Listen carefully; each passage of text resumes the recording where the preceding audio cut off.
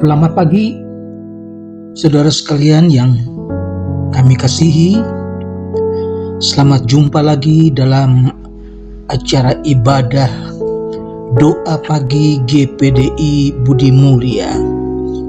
Puji Tuhan, kita dapat berjumpa lagi, membaca firman Tuhan, kita berdoa bersama, bersekutu bersama Tuhan.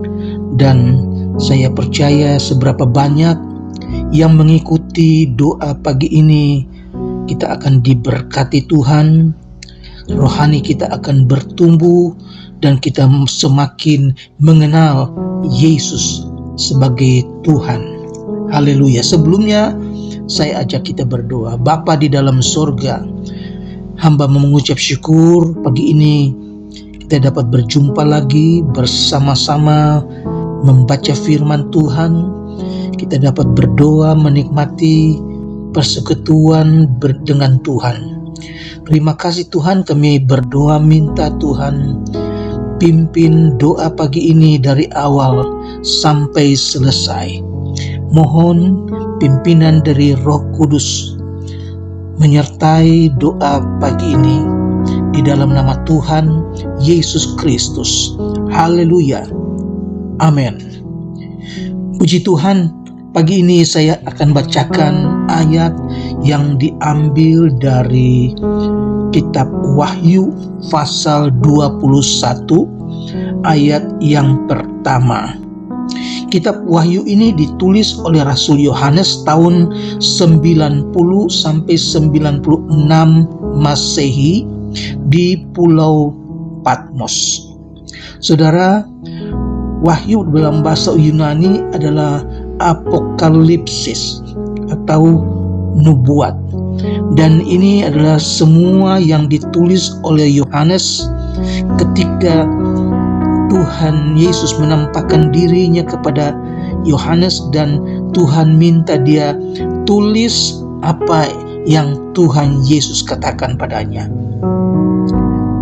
Jadi Yohanes menulis apa yang dia lihat, apa yang dia dengar, itu yang dia catat di dalam kitab Wahyu. Dalam pasal 21 ayat 1 saya bacakan. Lalu aku melihat langit yang baru dan bumi yang baru, sebab langit yang pertama dan bumi yang pertama telah berlalu, dan laut pun tidak ada lagi. Saya ulangi. Lalu aku melihat langit yang baru dan bumi yang baru, sebab langit yang pertama dan bumi yang pertama telah berlalu, dan laut pun tidak ada lagi. Saudara, puji Tuhan, firman Tuhan pagi hari ini menubuatkan tentang apa yang Tuhan ciptakan, yaitu langit yang baru dan bumi yang baru, saudara. Dalam Yesaya 65 ayat 17, Yesaya pun telah mendapat penglihatan tentang langit yang baru dan bumi yang baru. Dan Yesaya menulis bahwa sebab sesungguhnya aku menciptakan langit yang baru dan bumi yang baru. Hal-hal yang dahulu tidak akan diingat lagi dan tidak akan timbul lagi dalam hati. Saudaraku, bukan memperbaharui langit dan bumi yang lama, tidak saudara.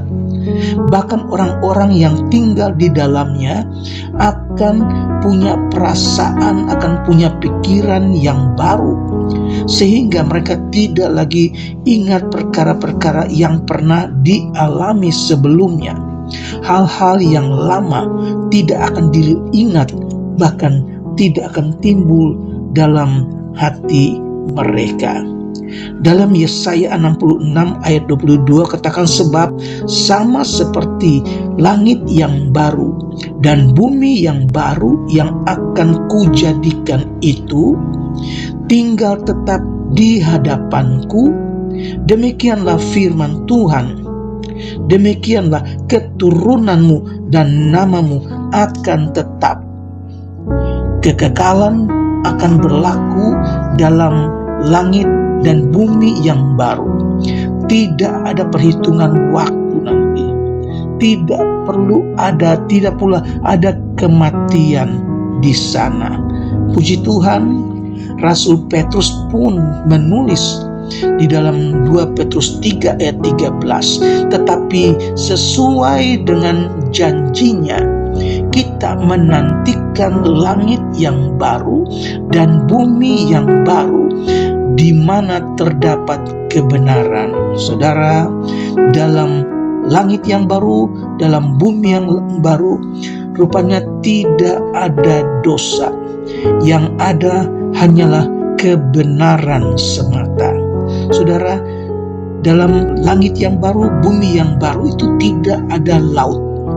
Karena dalam Kejadian pasal yang pertama ayat yang kedua, bumi belum berbentuk dan kosong. Gelap gulita menutupi samudra raya, dan roh Allah melayang-layang di atas permukaan air. Saudara, pada saat dosa masuk, seketika itu pula kegelapan datang menutupi samudra raya atau laut. Karena laut itu menjadi bayangan dari kejahatan dan dosa, saudara-saudara. Dalam ayat yang kedua dikatakan, dan aku melihat kota yang kudus, Yerusalem yang baru, turun dari sorga, dari Allah, yang berhias bagaikan pengantin perempuan yang berdandan untuk suaminya. Puji Tuhan, dan ini yang dinanti-nantikan oleh orang-orang percaya. Supaya satu waktu orang-orang percaya akan tinggal bersama Tuhan, bertemu muka dengan Tuhan sampai selama-lamanya. Orang-orang percaya bagaikan kota yang kudus, Yerusalem yang baru, yang turun dari sorga, yang berhiaskan bagaikan pengantin perempuan yang berdandan untuk suaminya, Tuhan Yesus, saudara. Jadi Yerusalem sesungguhnya terdiri dari kata Yire dan Shalom. Yehova Yire berarti Allah yang mengadakan. Jadi Yerusalem dapat dikatakan kota Allah yang mengadakan damai sejahtera. Saudara, nubuatan tentang Yerusalem baru ini juga ditulis oleh penulis Ibrani pasal 11 dan Ibrani pasal 12. Di sana digambarkan bahwa gereja Tuhan yang sempurna itu bagaikan kota Yerusalem. Yerusalem atau gereja Tuhan yang sempurna, yang telah mempersiapkan diri untuk bertemu dengan suaminya, Tuhan Yesus. Nah, kita pun harus senantiasa mempersiapkan diri untuk bertemu dengan Tuhan kita, saudara-saudara.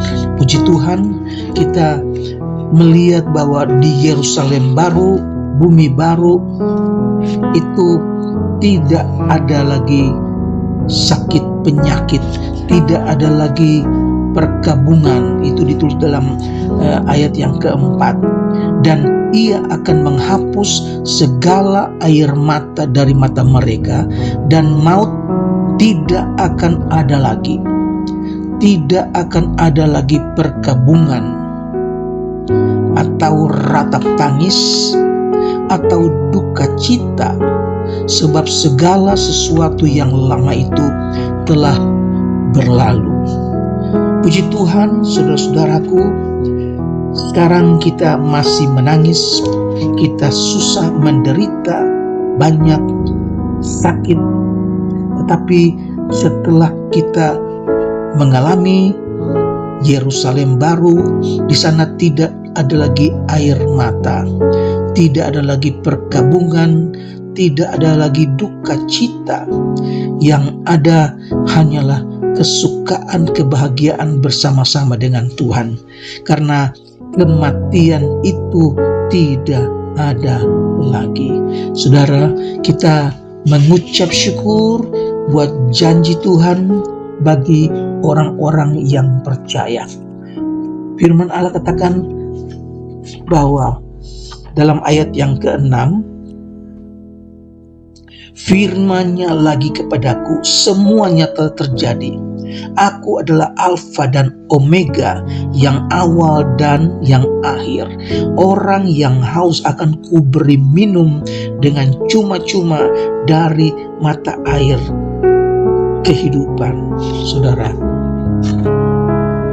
Allah menyatakan diri sebagai Alfa dan Omega, yang awal dan yang akhir. Artinya Tuhan yang memulai segala sesuatu, Ia pula yang mengakhirinya.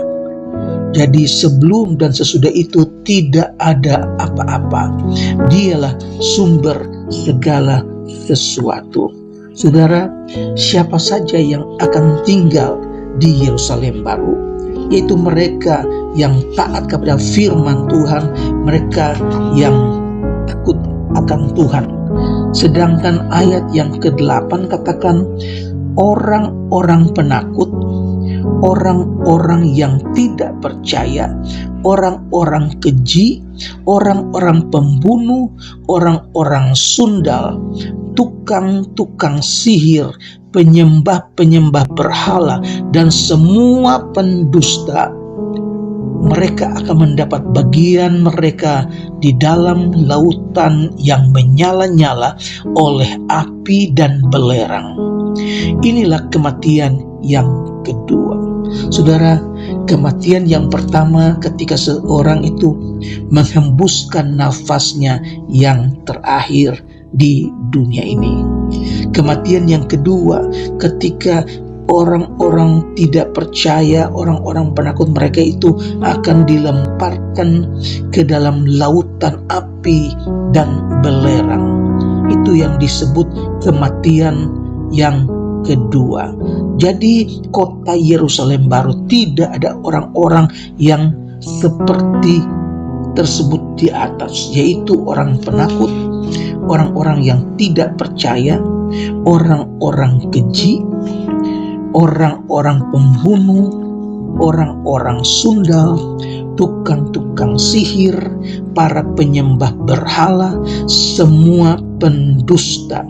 Semua itu tidak akan masuk di Yerusalem baru, di dunia baru, langit yang baru.